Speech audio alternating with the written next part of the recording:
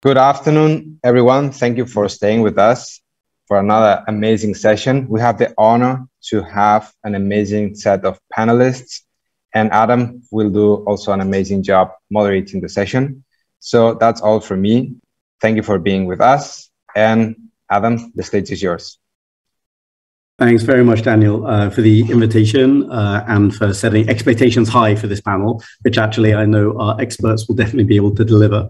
So my name, for those of you who don't know me, is Adam Geoghegan. I head up government affairs for American Express for Europe, Middle East and Africa, based out of London. And so I have the great opportunity and privilege of getting to engage some of the experts across that region on a number of interesting innovations in payments, and obviously DLT, and what we're going to talk about today, central bank digital currencies, are one of the key trends. I'm very privileged to be joined by some real experts in this space that can help talk about both the political challenges in bringing CBDCs to market, the sort of policy and regulatory implications that need to be thought through by governments, and then also the sort of macro prudential and technical challenges for central banks to actually bring these things to life.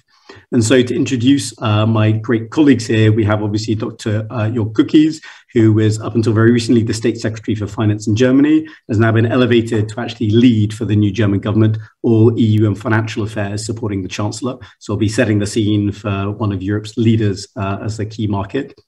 Secondly, I'm very happy to be joined by Andrew Abir, who is the Deputy Governor for the Bank of Israel, who again is one of the most innovative central banks that we see around the region, but is also clearly moving very fast in the CBDC space. And Andrew is the person who's actually spearheading the efforts to make that work in practice. So has the challenge of delivering on the great expectations of both the governor and the government in Israel. And then certainly last but not least, we have Peter Kerstens, who again, many of you will know, is one of the most innovative thinkers we have in the European Commission and leads on a lot of the work that DG FISMA and other key interlocutors do there to drive forward innovation and make sure that Europe is not left behind, but in fact actually defines and leads the charge on these great new trends that we're seeing, central bank digital currencies being one of them. It's going to be an exciting day today. As you may have noticed, 2021 has been a busy year when it comes to private crypto activity. We've had all-time highs for digital assets. We've had all-time highs for use of stable coins. The volume of transactions, I think, in 2021 being 1,000% over 2020. And even though they're just at 0.5% of the total payments volume globally, the opportunity for that to increase year over year is clearly there. And in and around those core areas where DLT is being used in the financial system, there's a myriad of new use cases and obviously associated efforts in NFTs and in loyalty and in digital identity that clearly will have major impacts on governments and the financial sector. What we want to talk about today, though, is the fact that that private sector innovation is clearly happening means that governments potentially need to now react. And certainly we're seeing regulation on private crypto assets picking up around the region. And again, you will have heard some of that talked about in earlier sessions. And what we're going to talk about today is potentially the second big reaction, which is a challenge to governments and central banks to maybe be innovators themselves, and particularly over this fantastic new innovation around central bank digital currencies that offers so much promise and so much opportunity, while probably quite a few challenges as well. So the way we're going to try and address this today is really to talk it through in three sections. First, essentially, why do we need central bank digital currencies? What are the problems we're trying to solve? Secondly, what do we really mean when we say a central bank digital currency? What are going to be its functionalities? How's it going to work? And again, does it really all need to be done just by the central bank? And then lastly, how is this all going to happen? How's it going to come to market? And again, how quickly potentially are we going to see this real and live? And are we going to see the speed of action we're seeing in other regions here in Europe?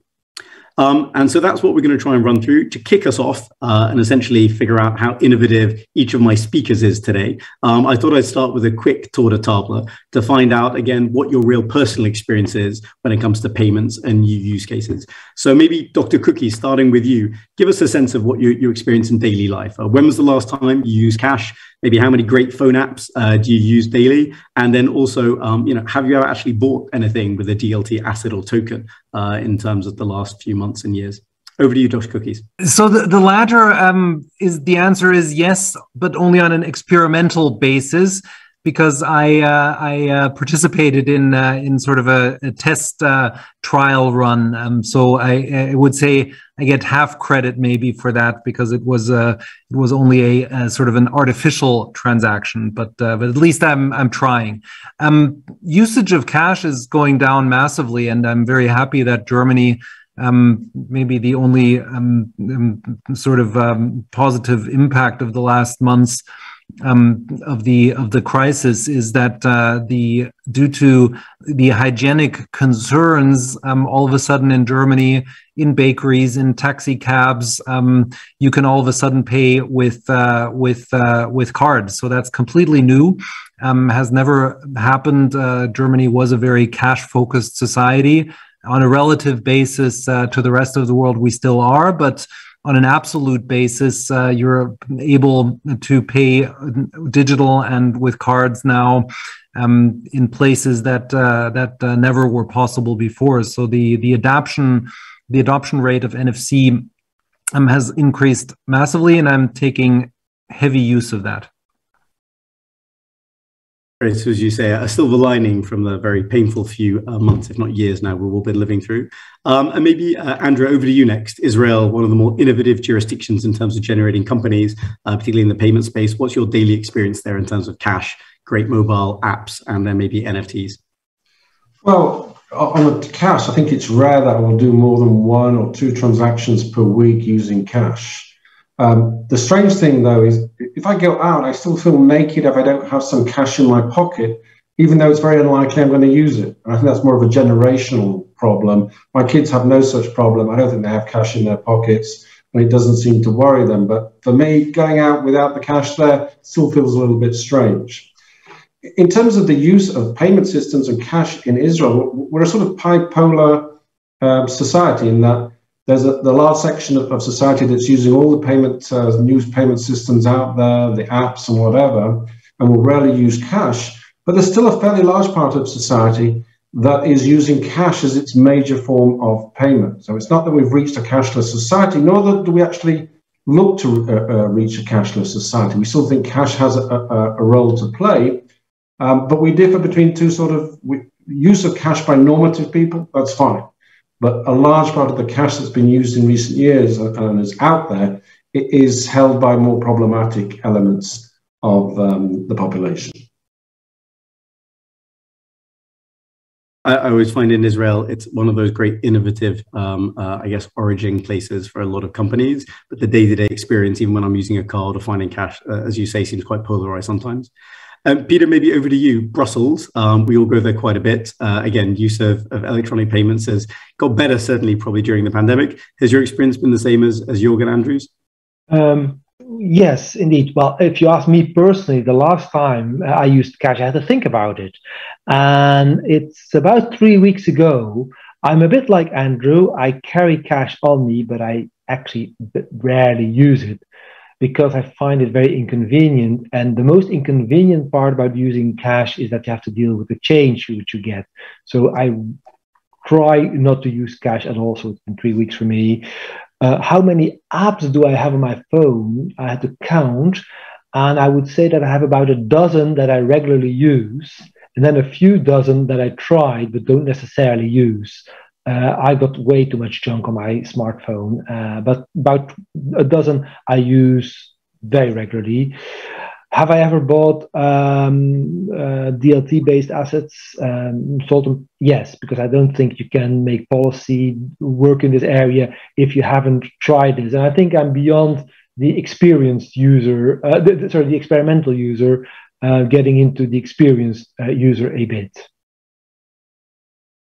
That's great. That's very helpful scene setting, and probably also to be transparent from my side. So yeah, same. I very rarely use cash, right? Unless I really need to, and that's generally when we're on holiday with my wife's French family somewhere in Normandy, where sometimes the total coverage of electronic payments isn't great.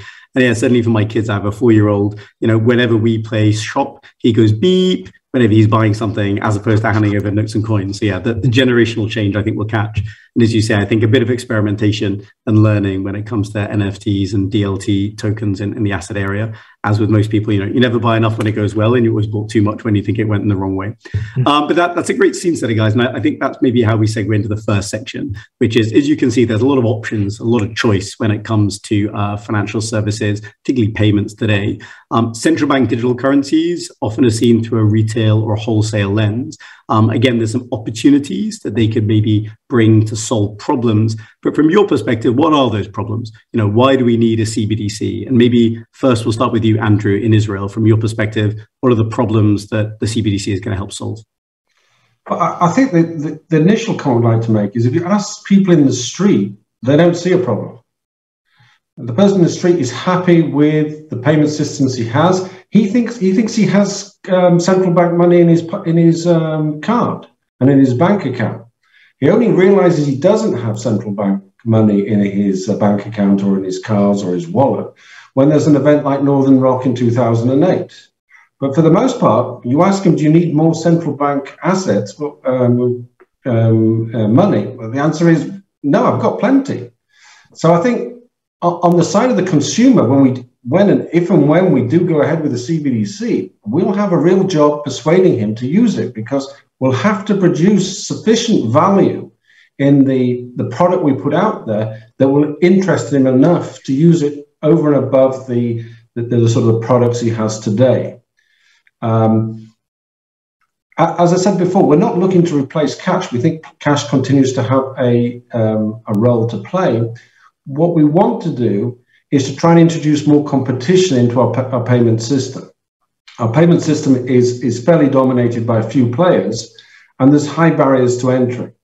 What we would hope a CBDC to be able to do is to reduce the barriers of entry, to allow more players to come in there and have a level playing field against some of the larger players.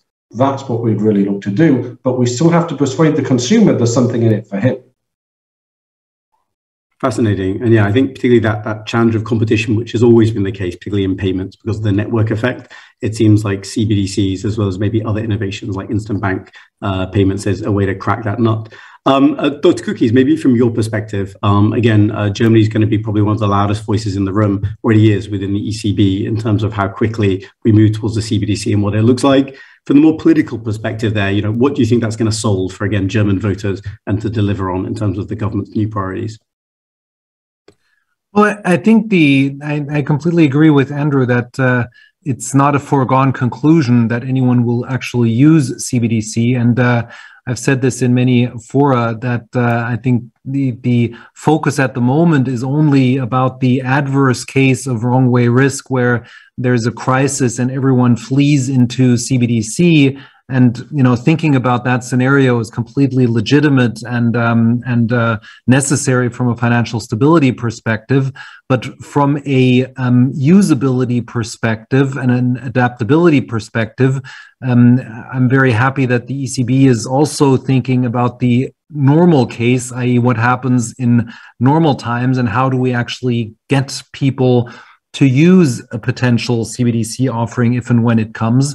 And for that, I think it's absolutely necessary that the central banks also think about the interface to the client, where it's not a foregone conclusion to me that central banks are the best able to provide convenience and innovative power of connectivity to retail clients. So I think the challenge will be for the central banks to find the right place for handing off the CBDCs into distribution networks, into innovation networks that then build around a core of central bank currency. And that's absolute daily business in all other areas where there's always a handover point between the central bank activity and the private sector activity. So I think that delineation will be specified more in this case.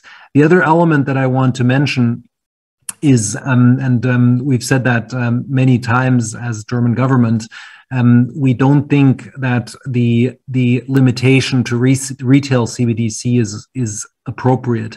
And we also don't agree that we, through Target and TIPS, we have very, very innovative systems, absolutely correct, for Europe, but we still don't have all of the fully specced out requirements of a wholesale central bank digital currency. And I think there's still a lot of work to be done in terms of also the question of where do we make use of programmability of a digital currency, whether it's a central bank currency or a commercial bank tokenized currency. That I think is the question. And again, where's the handover point between the two? Yeah, it's fascinating. And maybe we'll talk a little bit about the architecture later, but I have heard often, sometimes more off the record, that there does seem to be almost a bottom-up call for more wholesale use cases. And again, the fact that you develop that, whereas it's more of a top-down call for a more retail use case, again, because of some of those points around competition, and also maybe some sovereignty concerns, right? Maybe that's a good way to segue to you, Peter. I mean, you've got to try and, again, keep a delivery in terms of the legislative agenda on MiCA, the new cryptocurrency regulation. You've also, I think, got, as European Commission, got to engage the 27 governments to make sure what happens on CBDCs led by the ECB delivers on your bigger policy concerns. What's the challenge there? What's a unifying theme? And is it, as Dr. Cookies put out, trying to deliver on those competition, innovation kind of mandates that you feel they have? Or are there other concerns, which is frankly, sovereignty, everyone's terrified of DM. What's the truth of it in the middle? Well, it depends a bit. There's many drivers for this. On the one hand, there is the innovation itself and the fact that we want more diversified, more competitive payments environment. Not that there's anything wrong from a functionality of the current payment system. Payment systems in Europe work well and to the satisfaction of pretty much everyone. Some people complain that they're too expensive, some people complain that they're too slow, and so on. But of course, people don't necessarily know what they want or what they need until it arrives. I'm often thinking about our ancestors who, when they were riding horses and walking around, if at the time you would have asked them, do you need a car? They probably would have said no.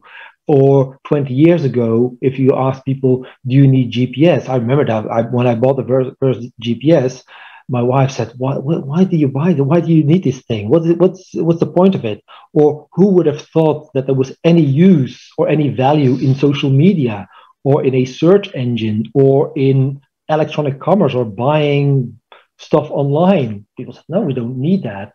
Yet when it arrives and when people see the convenience and the advantages of it, they want it. And so while payment systems in most EU countries work very well, that doesn't mean that they're perfect and you can always improve on them. The second area is, of course, the emergence and development of Web 3.0, so the token-based internet. And there, I do think there's a much stronger need for central bank digital currency, because otherwise, this Web 3 environment will develop fully based on private means of money. There will be no public cash. And that, I think, is not a good outcome. Money is a public good. And if the blockchain economy, the Web3 economy really develops, and I have every expectation it will, I can't prove it, but I expect it will develop, it would be highly beneficial to have a public means of payment for the Web3 environment. And if there is public money available, if there is central bank digital currency available, that will actually encourage the development of the blockchain and Web3 economy, in my view. And that makes a lot of sense, and that's certainly what we hear and even talk about internally, right? The fact that building functionality and this kind of new Web3 experience, right, of token and attribute sharing, everything from digital identity to real payments to settlement, it's arriving, and figuring out how that we can all hopefully make money in that scenario, but also deliver something new and valuable for consumers as a challenge for the industry and for governments. Just talking again of maybe the politics, because clearly there's some maybe things CBDCs can solve, but there definitely seems to be an increase in the urgency from what we hear from a number of policymakers and central banks. Why is that from your perspective? Is that China and the fact, obviously, the digital renminbi has gone from strength to strength in 2 years, going from a small pilot with 50,000 people to now I think 120 million people having done transactions? Or is it really the fact that private crypto markets continue to evolve? What's a driver, and is it something that concerns you? Maybe Peter to answer first, and I'll come to you, Andrew and Dr. Cookies. I think that if you look at it from a European perspective, I think the main driver in the change of attitude among central banks was the arrival of, or the announcement of Diem. Up until that moment, there were about 60 central banks globally that were researching central bank digital currency, and the research mainly was, well, it's all very interesting, but we don't need it. I'm exaggerating, but that was kind of the summary of the research.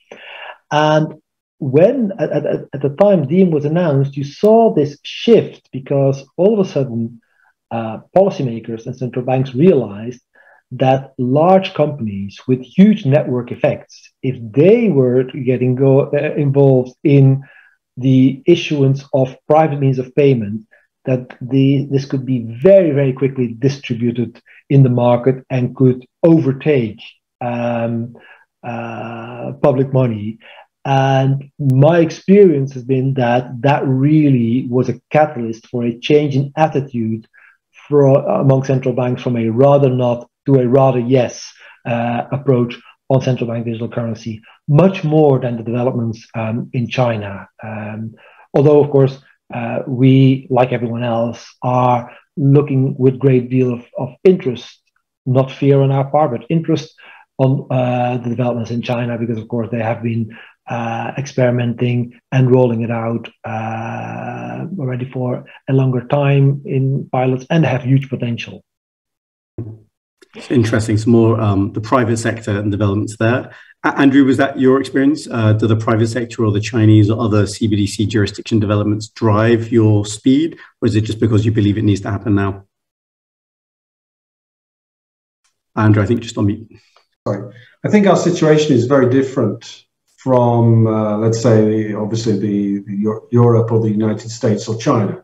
We're a small open economy and we face different challenges than those other much larger economies. Diem for us is not really a threat, actually. It's more of an opportunity to reduce costs of cross-border payments. So it doesn't necessarily be the catalyst that makes us thinking about CBDC. Obviously, also cryptocurrencies is not a catalyst for us. We don't see cryptocurrencies as a payment system. We see it at the best as a very volatile financial asset that should come with a huge warning, sort of public health warning on it. And the people who are interested in using cryptocurrencies, well, they're interested in volatility. So a CBDC is not the answer for them. So really it goes back to sort of what are we thinking in terms of CBDC? It's really for domestic sort of reasons of trying to improve our own payment systems. And the jury's really out there, because one of the questions we keep actually asking ourselves on each sort of feature, for you might think of a CBDC, can you do it in your existing systems? Do you need a CBDC? Whether it be a smart contract, you don't necessarily need a CBDC. So we do ask ourselves, can we do it in our existing systems first of all? And then if we think that it could be done easier in a CBDC, then that's another reason why to go for a CBDC. But it's certainly not sort of the catalyst of cryptocurrencies or even sort of the dollar or euro stable currencies. Fascinating. Yeah, more of almost a fintech attitude from the Israeli central bank, which is always positive to see. And Dr. Cookies, same question for yourself. Again, are developments in China, what we see with private crypto projects, driving the urgency? Or again, is it just because you think now is the time? Well, I mean, obviously, when it was still called Libra, that was a wake-up call for policymakers, right? Because, of course, it made everyone aware of what could happen in terms of disintermediation. And at the same time, of course, it made clear what potentially the issues around licensing and supervision, et cetera, could be. And therefore, once the Libra, then Diem team heard what European policymakers would require, and you can see it pretty much now enshrined in legislative text in MiCA, it probably altered the business case to a certain degree. So in that sense, I'm not surprised that it went the way it went. But the verdict is, of course, still out.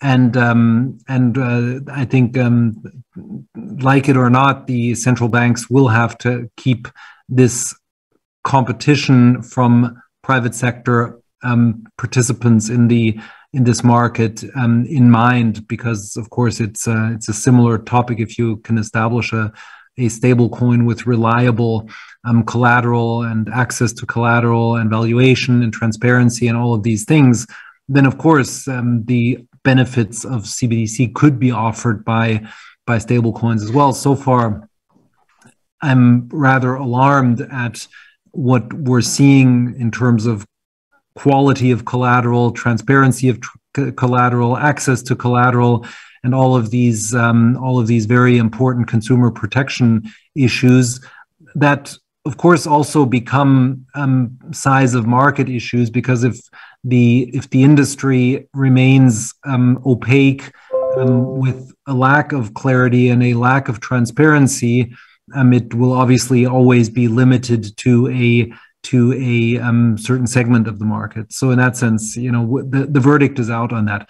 On crypto, I think also the verdict is out. I mean, a lot of what is being done in crypto is pure regulatory arbitrage, up to and including arbitraging AML rules that are being implemented elsewhere. I mean, the industry, when we came up with our legislation implementing as one of the first countries in the world the travel rule that does something very simple, namely to oblige both sender and recipient of crypto assets to be able to identify both sender and recipient.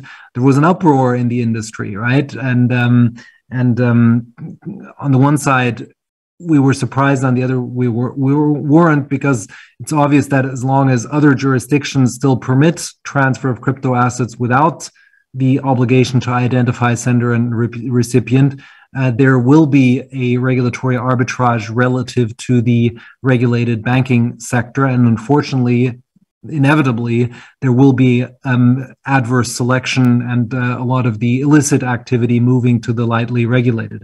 Now, there's been quite a lot of activity at the level of the FSB, the G20. The European Union has now passed legislation on travel rule implementation. So it's just a question of time. But I think every jurisdiction has the obligation to make sure that the highest AML standards are upheld. And then it'll become interesting, and then you'll see whether a lot of the use cases were just pure regulatory arbitrage, or whether they actually also work in a level playing field environment. And I think also on that, the verdict is out at the moment. Fascinating. It's going to be interesting. Once everyone has to play by the same rules, you'll be able to see what's a real innovation and what was, as you say, just an opportunity in the short term.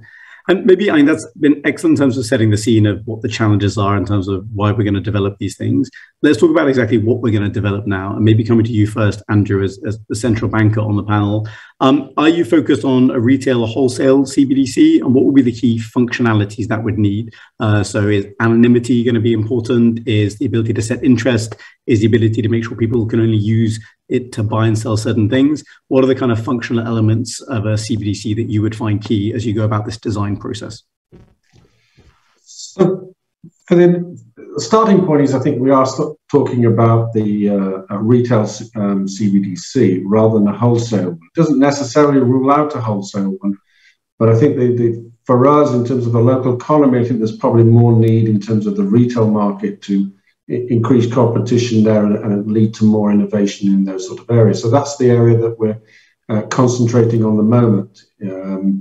One thing's clear to us, it's going to be a two-tier model. The last person you want to have dealing with customers is a central bank. I spent the last sort of 10 years of my life running the markets department. I was very happy we only had one client. Central banks are not good dealing with clients, so we don't want anything to do with it. We want the private sector to deal with the clients. And we also want the private sector to deal with the innovation, because we don't think a central bank is the right body to really lead innovation. So if anything we're going to be doing is we're just going to be building the basic rails of the CBDC, and then let the private sector get on with it. And obviously we'll have to have some form of supervision of it, but we want them to be as innovative as possible. And one of the questions I think you sent out to us at the beginning was, are you worried about the disruptive elements of a CBDC? Well, on one point, we want the disruptive elements of CBDC. We want them to cause change. We don't know quite what that change is going to be. I think this is what Peter alluded to. We don't know what's going to be like in 10, 15 years' time. We can't imagine it. But we think that the private sector is the right body to do that. There are some areas where we are worried about disruption. We're worried about disintermediation from the banks, people pulling their money out of current accounts. And that will lead to sort of, I think, decisions on paying interest on it.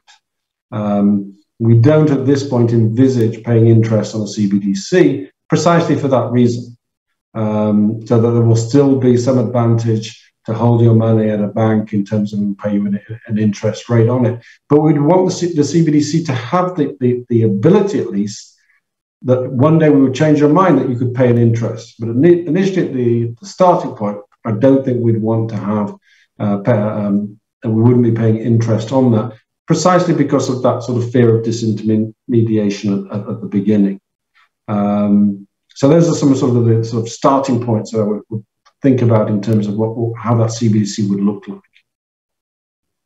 Thanks, Andrew. And just in terms of that anonymity point, in terms of, again, the use of cash today, that is what a lot of people talk about, right? In terms of why they like cash in their pocket and they go, they buy, they sell. So obviously some problems with that in terms of AML, KYC, challenges over, again, just illicit trade, corruption. From your perspective, is that a question that still needs to be answered in terms of how anonymous these kind of CBDCs could be? You see where the kind of Central Bank of China has landed on that. You see where some of the other pilots are looking at it. Do you have a view yet from the Bank of Israel, or that's still to be determined?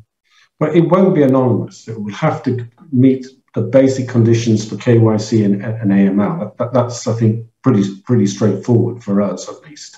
Then the question is about how much information is about the transactions that people do. Who is able to see those transactions? And we actually think it will probably be something that the consumer will decide.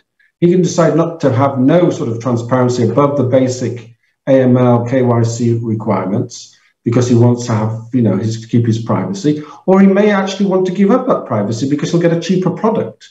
It may be that a vendor gives him a cheaper product if he can see the data of and use the data of the transactions. So we actually would want that sort of the rails to allow the consumer to choose the amount of privacy above a certain minimal level that he will leave for himself, depending on the pricing of the vendors. That's great, and almost extending that principle in open finance, open banking today, right? That you can share a lot more information if you want, actually, even at the transaction level, but you as the consumer should be in charge of it, which I like. Dr. Cookies, maybe next to you in terms of, again, functionality. You mentioned wholesale obviously was a focus, not just retail. Are there elements of either the wholesale or retail development from the ECB that you would like to see in terms of, again, what the thing will be able to do? I think the question of programmability is really one of the key use cases, and whether that is relevant at the level of the CBDC at the core, or if it's in the realm of tokenized commercial bank money, I think is a question for private sector participants to decide.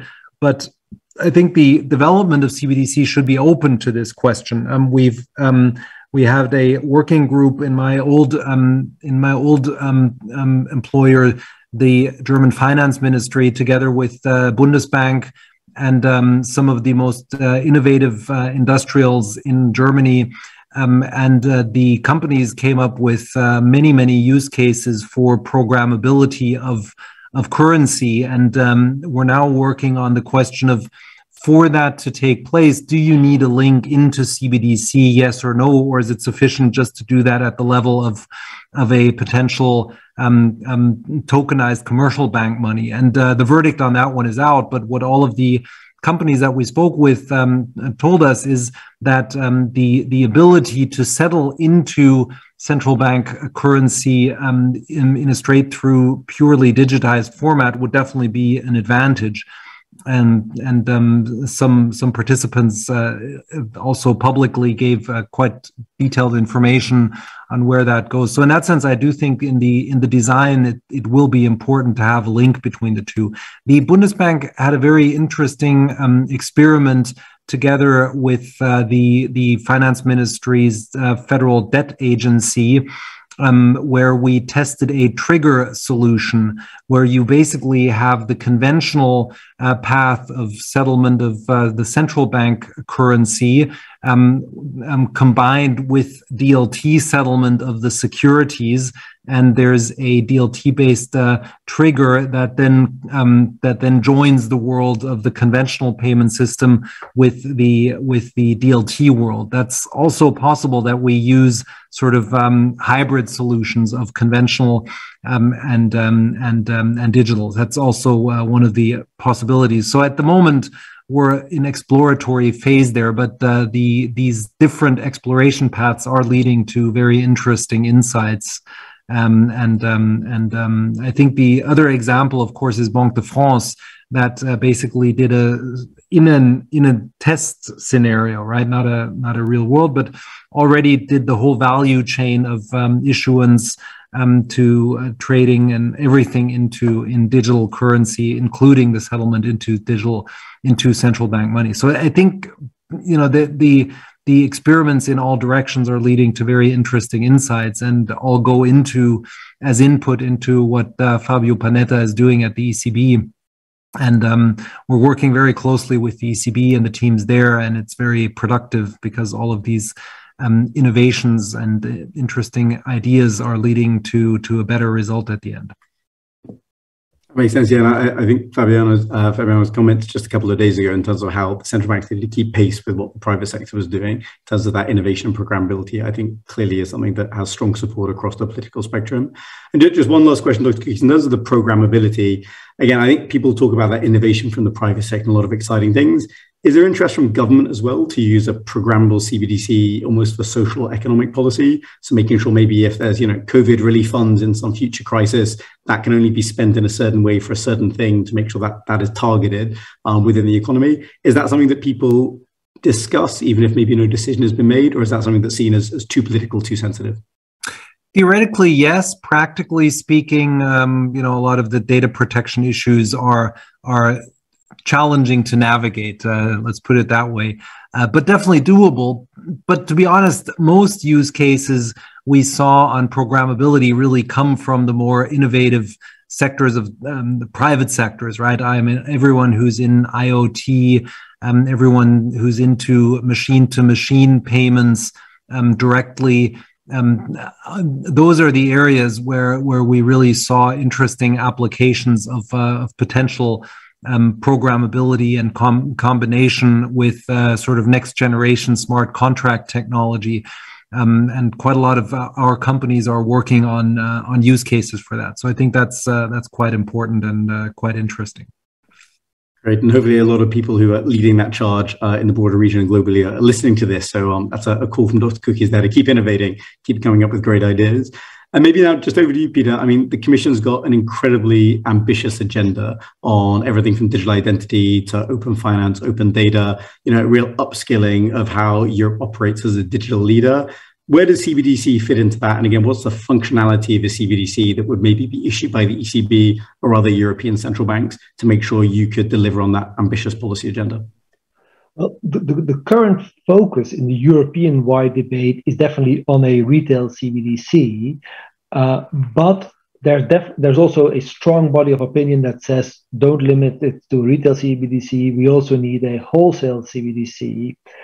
Now, of course, wholesale, if that means for use interbank, you can say, well, banks already have access to digital forms of central bank money, so a central bank digital currency wouldn't add anything there.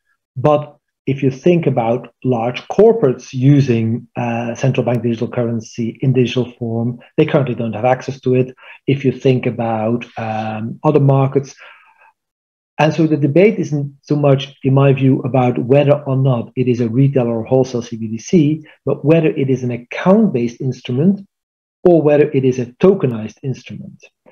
And in the design, I'm giving you my personal view on it, and I'm not talking here for the institution I represent, is that its main design features, in my view, for CBDC to be promising is that it has to be usable and has to promote the Internet of Value, Web 3.0. So when it comes to programmability, the central bank digital currency itself shouldn't be a program. It shouldn't be a smart contract, but it should be usable in smart contracts, because it is, after all, central bank money, and that means it has to be universal. It has to be completely fungible. A euro is a euro, a digital euro is digital euro.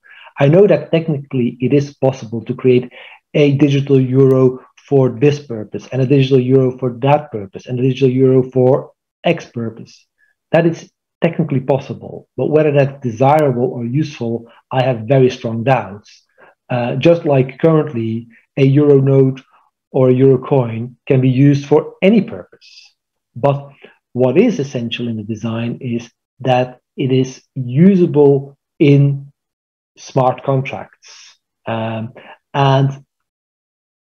the degree to which it is tokenized and is operating on an interoperable base layer is essential for the usability of central bank currency, digital currency, in these innovative applications, which will not be developed by central banks or governments, but which will be developed by the private sector, by innovative people there who are much smarter than anyone and much more creative than anyone in government or in any central bank. I maybe challenge the last statement, as I know a lot of very innovative policymakers, but I think all of your other statements were very much 100% on the money. And I think the challenge that we're starting to see is, again, how do we get that speed of action in a lot of jurisdictions beyond what we've already seen out of China and others? Maybe just to finish off this element and start moving towards the how we'll make this happen, and picking up some questions we're getting in the chat. I mean, one of the challenges that's seen is the speed at which central banks can actually bring a new form of legal tender, which is digital and programmable. That takes time. That's going to take a number of years, certainly in parts of Europe. Maybe Israel and other jurisdictions can move faster, but it'll certainly be a while. Is there an opportunity for something like a synthetic CBDC, where the private sector kind of creates almost a stable coin in sort of some public-private partnership, one-to-one backing in a central bank? So essentially this could happen faster than maybe it is going to happen if central banks have to do all the heavy lifting. I know, I think there was a paper put out by a think tank just recently, Dr. Cookies. Is this idea of a synthetic CBDC something that is discussed in Germany, or is that really seen as something which is outside the opportunity? Well, it's something that when Bundesbank went through its examples was always also taken into account. So I think it's a legitimate element to be taken. You know, we want to be technology neutral, and who knows which solution will actually be taken up by consumers and markets. So I think keeping the synthetic element as one of the possibilities shouldn't be excluded. Whether it turns out to be viable and doable and practicable, I think that verdict is out, but it should be part of the evaluation spectrum. But it's too early to judge whether these synthetic elements are realistic or not. Very clear, thanks. And Andrew, maybe from the perspective of Israel, again, is the CBDC just going to be the domain of the Bank of Israel, or could you maybe do some partnership with the banks to get something out a little bit faster, which is based more on some sort of public-private DLT system? I think the problem we face, and as a small country, is that it's difficult for us to go ahead alone, because in the end, we'll want a CBDC that will be able to be connected up to other CBDCs of other countries. So one of the main things we want to be is actually for cross-border transactions. And that for us is a very big issue, because the cost of cross-border transactions for the Israeli economy is very large. So if you think of one area that would bring an immediate reduction of cost, that would be one of the areas. It may not necessarily have to do it through a CBDC. Again, it could be through connecting up RTGS systems. But it would be difficult for us to go ahead and create a CBDC and create the infrastructure of it without knowing what was happening in the rest of the world. It's a bit like, if you think about it, we're in a 10,000 meter race in the Olympics. And we're all running along at the moment, and no one really wants to rush ahead. But when 2 or 3 people do rush ahead, I think then the pace will pick up. Question is it only going to be on the last lap, or can we do it a little bit earlier? And that's certainly an issue for us, because we're not going to go and develop our own CBDC. In the end, we're going to look for products that are already out there. We're going to listen to the private sector and ask them, what do they want in the sort of for a CBDC? What sort of characteristics do they need for it? And then really think about the products that are out there that will give us that sort of design. That's great. I like this idea that all the central banks are on a gentle jog at the moment on sort of lap 2 or 3. And yeah, the pace is only going to increase, I guess. And maybe just moving towards that final section then in terms of how this is going to come to market and also how quickly. Maybe just starting with you, Peter, when do you think this is going to happen here in Europe? And again, how do you think it's really going to take place? How quickly is it actually going to be used by people in the real world? Well, I think it's not going to be as quick as I would hope, because I would hope it to be next year, but I know it won't be next year. I think more realistic expectation for a central bank digital currency to emerge in the EU market, let's say a digital euro, would be 2025, 2026. Now, that's still a long time from now. But on the other hand, it's not that long. It's 4 years from now. And that is because this is a major technical and political enterprise. And the European Commission, but also the ECB, need to put a lot of things in motion, legal framework for it and so on. And we want to get it right rather than get it fast.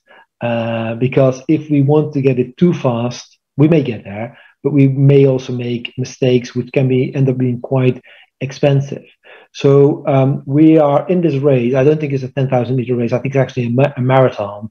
And we're in the peloton, we're running ahead, but we're watching the others. And if someone tries to sort of surprise us and pull out, we'll pick up the pace because we want to win this race.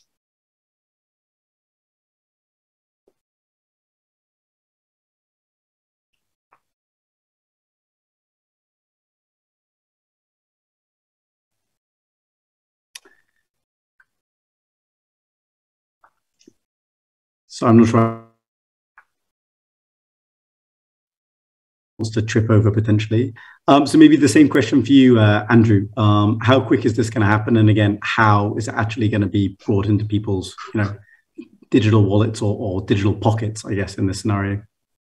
I agree with Peter. It's not going to happen over the next couple of years. It's going to be a little bit longer than that. My guess is that there are developments going on that may sort of push us forward faster than we think about it. If you look at some of I'm just reading in the newspapers of the last few days, there's been some innovations in the area of the settlement of FX transactions, the settlement of financial instruments. There's an interesting thing been going on that will sort of you can do an FX transaction and settle it without having to go through CLS through sort of DLT technology. If they were to come to us and say what we really need, the private sector, is a central bank digital currency, I think this would be a big push. So actually, although we're thinking about the retail sector, this is more wholesale sector, I think this could be the push that gets central banks moving, because sort of intraday credit risk in settlement of securities and FX transactions is a big issue. And there's plenty of money for people to produce those products out there. This is one of the areas that has lots of money to put a lot of research into it. Could they come and be the catalyst? Yes, I think they could. And then we'd have to say, yeah, we have to be part of that move. But again, central banks, unfortunately, we do move fairly slowly. So it's still going to take time.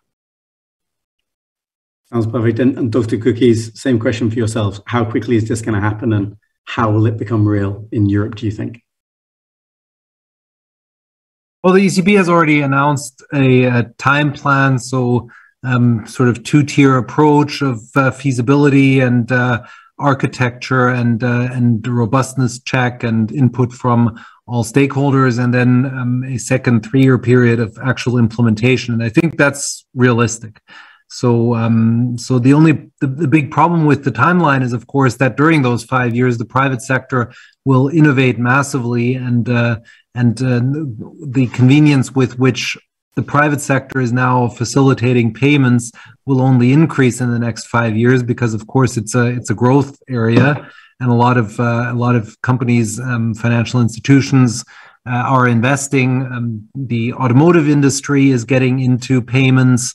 A German car manufacturer announced a new test case where you can basically use the car as a wallet and do a lot of payment activity from within your car. So that the space is only going to get more crowded, and a lot of capex is going to go into solutions. And of course, 5 years down the road, the challenge for the central banks to actually find customers for their CBDC offerings will not be trivial. But as Andrew said, very likely that won't even be the dilemma of these central banks. They'll just delegate the consumer interaction and interface to the private sector and deal with those institutions that they already deal with right now.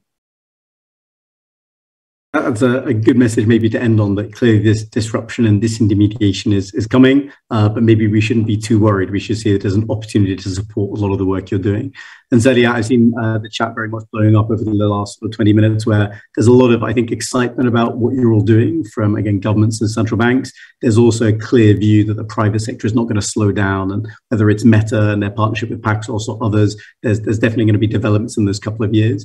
I personally back you as the governments and central banks, though. I always feel that a good way of looking at money is it's whatever the governments tell you it is, fundamentally, or the people with guns. So essentially, you know, if you guys tell us we need to use CBDCs, we will. And I think that we'll continue to support and watch this space. So thank you very much to Deputy Governor Abir. Thanks very much to Peter. Thanks very much to Dr. Cookies. It's been, as always, a fantastic conversation. And again, we look forward to hopefully seeing each other in real life in a couple of years' time, and maybe buying a beer at the bar using a CBDC of one form or another, whether we're in London or in Brussels or in Tel Aviv on that day. But thank you very much again, all of you, and back to you, Daniel, to continue with the agenda.